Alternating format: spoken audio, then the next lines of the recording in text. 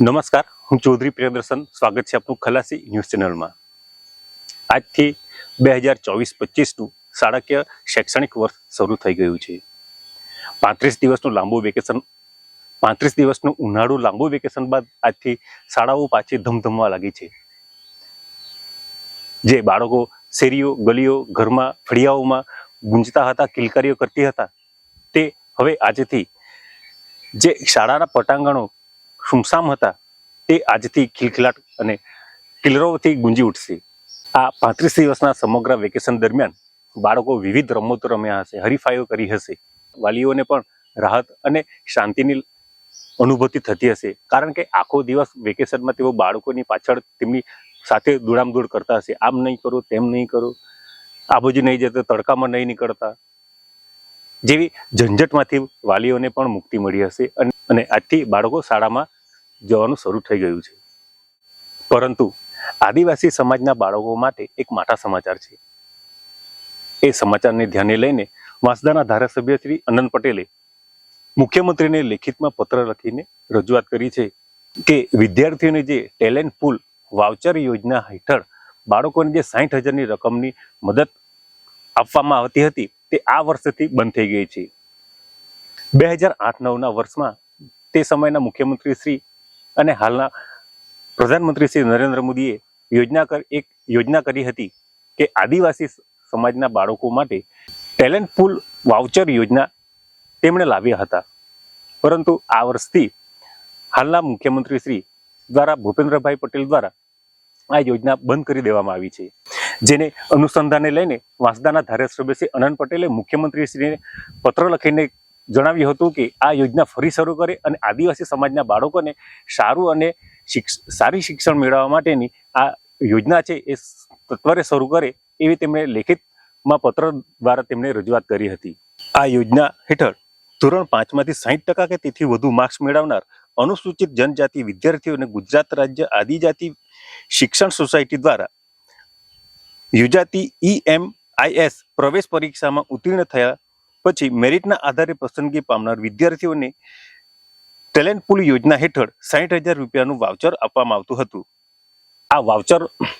આ વાઉચરનો ઉપયોગ વિદ્યાર્થીઓ સારા શિક્ષણ મેળવવા માટે માન્ય આવાસી શાળાઓમાં એડમિશન મેળવીને સારું શિક્ષણ મેળવવાનો લાભ મેળવી શકતા હતા. પરંતુ આ વર્ષથી આ યોજના બંધ કરી દેવામાં આવી છે.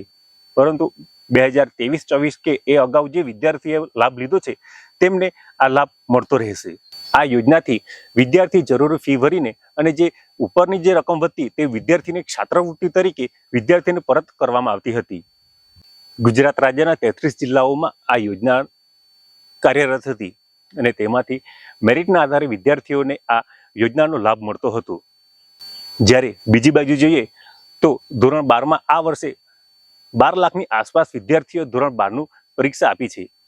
જેમાં હવે 12મા પછી આગળનો અભ્યાસક્રમ મેળવવા માટે તેમણે કોલેજમાં એડમિશન લેવાનું હોય છે.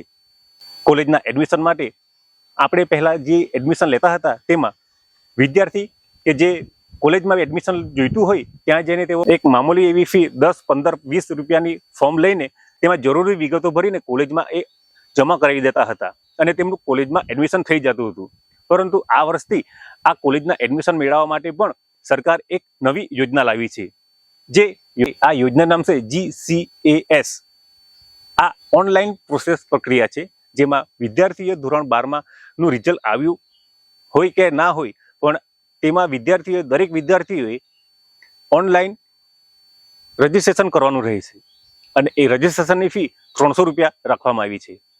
આ રજીસ્ટ્રેશન કર્યા બાદ સરકાર દ્વારા તેમને એક કોલ લેટર આપવામાં આવે છે. એ કોલ લેટર લઈને જે તે કોલેજમાં તેમણે જઈને એડમિશન લેવાનું રહે છે. આ લાંબી પ્રક્રિયા આ વર્ષથી લાગુ થઈ ગઈ છે. પહેલા જઈને આપણે એડમિશન લઈ લેવાનું હતું, જ્યારે હવે આ વર્ષથી આપણે ઓનલાઈન ફોર્મ ભરવાનું, તેમાં 300 રૂપિયા ફી ભરવાની, પછી સરકાર દ્વારા કોલ લેટર આપવામાં આવે છે કે તમે જે કોલેજમાં પસંદ કરી હોય તેમાંથી તમને યોગ્ય લાગતી કોલેજમાં તેનું કોલ લેટર ડાઉનલોડ કરીને તે કોલેજમાં જઈને તે કોલ લેટર જઈને આપવાનું હોય છે અને ડોક્યુમેન્ટ જે કંઈ જરૂરી હોય તે આપવાનું હોય છે અને તેમનું એડમિશન થતું હોય છે. વિદ્યાર્થીઓને જ્યારે સરકારે પૈસા આપવાની બાબત આવી છે વાત, ત્યારે તે યોજના રદ કરી છે. કોઈ પણ અમુક કારણોસર બતાવીને કે વિદ્યાર્થીઓ આ યોજનાની સરખી રીતે લાભ નથી લેતા, કે આ લાભ લઈને પછી તેઓ બીજી કોલેજમાં કે બીજી સ્કૂલમાં જઈને એડમિશન લેતા હોય છે. એવી બહાનાબાજી કરીને યોજનાઓ બંધ કરતા હોય છે. જ્યારે સરકારે વિદ્યાર્થીઓ પાસેથી ફી લેવાની હોય છે ત્યારે તમારે આમ જ પ્રોસેસ કરવાની રહેશે, તો જ તમને કોલેજમાં એડમિશન મળશે. અપવાદ કે તમે ખાનગી કોલેજમાં જો એડમિશન લેવા માંગતા હોવ તો તમારે આ પ્રોસેસમાંથી, ઓનલાઈનની જે પ્રોસેસ છે તેમાંથી પસાર થવાનું રહેતું નથી. પરંતુ તમારે ગ્રાન્ટીનેટ કોલેજ કે પછી ગુજરાત રાજ્ય સરકાર માન્ય કોલેજમાં એડમિશન લેવાનું હોય ત્યારે તમારે ઓનલાઈનની પ્રોસેસ જે 300 રૂપિયા ફી ભરીને કરવાની હોય છે એ કરવાની ફરજિયાત છે. વિદ્યાર્થીઓ પાસે સરકારને પૈસા પડાવતા આવડે છે, પરંતુ તેમને પૈસા આપવા નથી આવડતું. તમે સ્ટેશનરીનો વિદ્યાર્થીઓ માટે ચોપડા, પેન, પેન્સિલ લેવા માટે જાઓ છો તો તમને 12 કે 18% જીએસટી લાગશે, પણ તમે હેલિકોપ્ટર જો ખરીદવા જશો તો તમને 5% જીએસટી આપવું પડશે. આ છે આપણી સરકારની નીતિ.